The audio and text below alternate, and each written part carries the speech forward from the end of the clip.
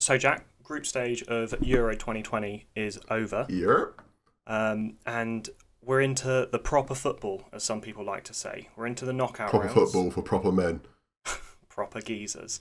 Any initial comments or thoughts on the group stage? The group of death basically not surprised me as such, but I was impressed with how it went down. Obviously, Germany 2-2 Hungary at the end. Like, it was a proper good. I was not expecting it to go the way it did, or Hungary to put up a fight as much as they did, to put it that way. Yeah, I thought they'd be completely rolled over. Yep.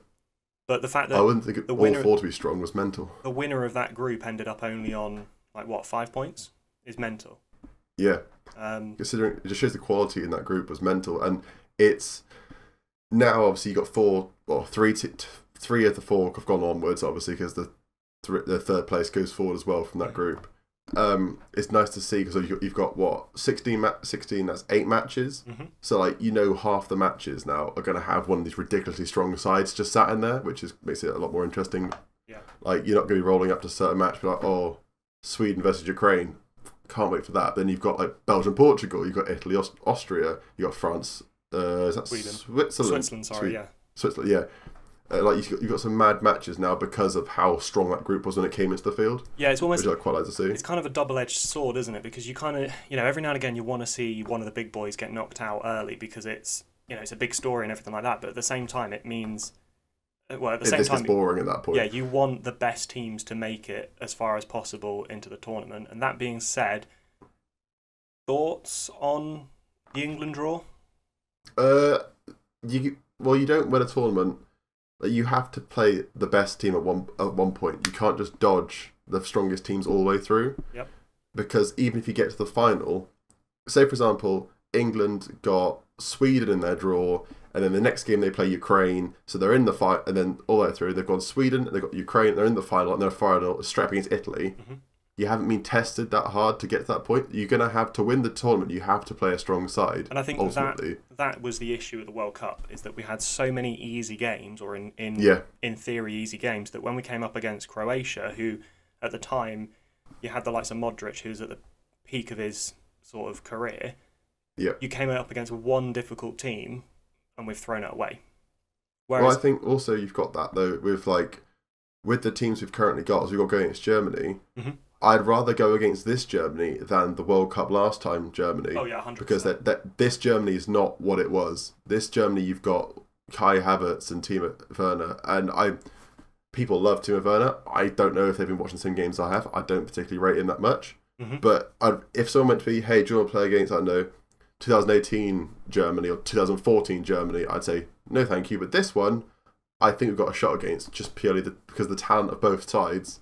I'm not saying we're better, I'm not saying we're worse, I'm just saying of all the German sides I've seen for the past international games, this is probably one of their weaker sides looking on paper. Yeah, I think the other thing as well is that I feel like this is a blessing in disguise, because if we do lose this game, and I don't actually think we will, but if we do lose this game, at least we haven't gone out to Hungary. Because if we'd have played against... That would be If embarrassing. we'd have played against Hungary and gone out, Hungary would have been so up for it because they got out of the group of death. They'd think they can win the whole thing at The that momentum point. would have been on their side. Momentum would have been on their side. So I think winning the group and getting to play at Wembley, we'll have 45,000 people there at Wembley for England-Germany, which is arguably one mental. of the biggest games in European football for like internationals. And Yeah. after that, we've avoided the side of the draw that's got Belgium, Italy, France, Portugal, Croatia, Spain. And I think that this is the best way possible, because as you say, if we get past Germany, even if it's a 1-0, I'd take a 0-0, we win on penalties.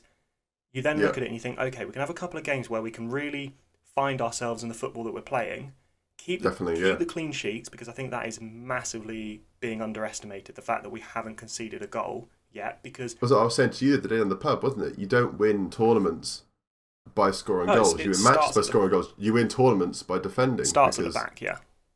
And you look at the World Cup where, oh yeah, we got to the semi-finals, we didn't really play anyone big. We still conceded a lot, and we conceded to Panama. And that is, okay, we scored 6, but the fact we conceded would show the other teams in the tournament that we have got vulnerability. Like, if England were watching the Germany game in Hungary, like the Germany-Hungary game last night, and I'd be getting excited as I was England watching that Germany the game. France-Portugal game, you think, well, all 4 of these teams concede goals. Yeah, And we haven't conceded. We haven't conceded. Yes, we've only scored twice, but we've also hit the post 3 times. So each of those games could have been a different result. I would be absolutely fine if we went with the exact same lineup for the Germany game as we did for the Czech Republic game. And I was surprised with Harry Maguire's performance that game. Like I've said to you past, I don't really rate him, but you know where we normally have it just kind of gets passed around the back, Rice back to the defenders, around the defenders, back to Rice, like just keeps going like that. Yeah. None of the defenders were making those long balls through to make the plays. Harry Maguire had some slotted it in really nicely on some channels. I was really impressed with how he played actually. Yeah, because that's what he does for Man U. Yeah, no, I was really impressed with him. I think him and Stones is a nice centre back coupling. Yeah, I think as well. Stones, I don't know what Gareth's going to play though. It's just got to be those 2. I mean, the only other thing he could do is make it a back 3, and put Kyle Walker in, who's been playing alongside Stones anyway, and obviously does for Man City. I wouldn't be massively against that, just so that we've got that cover. If we were playing France, I'd have been definitely back 5, so that you've got Walker to cover the pace of Mbappe. You need Walker still probably he's getting on a bit, but he's still probably, I'd say, up there with one of the fastest people on our team, if not the fastest on the team. Still, Walker is definitely the fastest on our team. His pace is rapid. He's insane. I was watching Phil play the other day, and he was getting on speed wise, but I think Walker's still got the mad pace, and he can keep up with Mbappe. And looking, if you come across the field, we won't be tested against, obviously, if we did play France until the final. But if you think about it, worst case scenario for England is you beat Germany. Yep. Or worst case scenario, not about Germany, but for the hardest picks from our side would be you beat Germany, then you're against Sweden or Ukraine, either 2. I think Ukraine's probably slightly harder than Sweden, I'd say. Sweden topped their group and it had Spain in it, so they're going to be feeling confident. So you're Sweden, England, so Sweden or Ukraine, either of them. When you get to the semis, you either got Wales or Denmark. Wales, obviously, as like a home nation kind of thing, I'm like, go on Wales, but I'm not backing it too much. Out of that group, I see Netherlands coming in through on a screamer because they're just playing ridiculously well. Yeah, very strong side across the board. Yeah, I'd say that could be the semi-final. I'd love it to be Wales against England at Wembley. That would be great. The only game we don't play at Wembley if we get there is the quarter-final. So we could be playing Sweden or Ukraine, Azerbaijan or whatever. Yeah, but Baku. And then looking quickly at the other side of the draw, I'd say your best bet, obviously, you've got to play who you've got to play to win the whole thing. But I'd say Belgium go across. If you could have a France, if France could get knocked out by anyone, I would say it would be Spain. I wouldn't even. Spain haven't been playing that well in my opinion, is what I'm looking at, and I know Croatia haven't been firing, but Croatia still have that annoying. You could just do an annoying 1-0 to Croatia, something like that could just come through. They don't have I'm not saying it's like a 4-0 battering, but I see an annoying 1-0 from Croatia or something, just disrupting France's attack. I think Spain will get past Croatia, and then I think France will get past Switzerland, and then I'd hope for a Spain win over France, because I feel like if Spain get to the final, we got there. Obviously, we have to win our games to get there first anyway. But if we're going to play anyone out of that side, Italy are looking really good. Portugal looking strong. Portugal, I'd say, across their how we're saying, we've got strong players, defensive, midfield, strikers. Portugal, I reckon we can get in behind though. Portugal very similar though, I'd say, because you got Ronaldo up at striker. I'm not going to argue Ronaldo's not a good player, obviously. Ronaldo at striker, you got some nice defenders. You got Diaz for that. You got Bruno Fernandes. You got strong players across the board in Portugal as well. Yeah. Italy, strong as hell. Belgium, very strong. I wouldn't personally, if someone said which side of the field you want to be on, I would probably have chosen our half of the 16. The other side looks ridiculous. Belgium, Portugal, Italy, France. Oh yeah, without a doubt. There's going to be a lot of damage that side. Yeah. I think you were saying, obviously you want Spain to get through towards the final to play England. I think you get Belgium would probably come through. I think Belgium they could beat Portugal and they'll be typing them in Italy. I'm not saying anything Austria, but I think Austria's probably going to lose to Italy if I was betting man. So you've got Belgium against, let's just say you said Spain, let's say France, so Belgium. Yeah. I think potentially, if Belgium play France, they'll lose to France because the back line of Belgium's getting quite old. So the centre backs they've got that are aging a bit. Mm-hmm. And if you've got the pace of Mbappe running against them, it's gonna not look pretty. Yeah. That's why I think Spain may have a little advantage. If it's like Spain meets Belgium, it could be more even. But I think France, if they get Belgium, could be in trouble. But if France get like Portugal, then I think it'd be interesting because they've got a slightly younger back line. Yeah, but it could be another cracking game like it was last night. Very true. Yeah. Because I think, to be honest, that Belgium-Portugal game's difficult to call. And then if it is Italy against, obviously, Belgium or Portugal, it's going to be really tough games to call down through that entire Definitely. side after this last of 16. The only easy ones is the Austria. I've watched now Austria bang Italy, but Austria and Switzerland are the two that I'd say are the easy calls on there.